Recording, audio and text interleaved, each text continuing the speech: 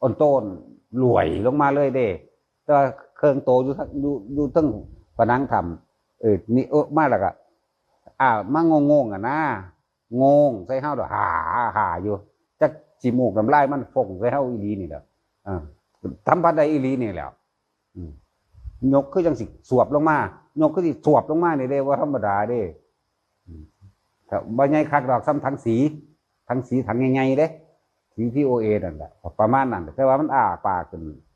จักเขียวจักแดงแล้วในปากมันแหล่ๆจักขี้มูกน้ำลายมันย่อยใส่เฮาเนี่ยคิดว่าได้ต้องอยู่ในร่มอย่างเดียวตามความรู้สึกหลับตาไว้อยู่กับลมก็เห็นคือเก่ามื่นตาก็เห็นคือเก่าเออมันอยู่จู่ๆนี่เด้มันบ่แม่นไกลๆเด้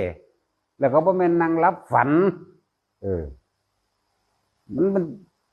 หาอยู่นี่เด้นั่นธรรมดาบ่อยู่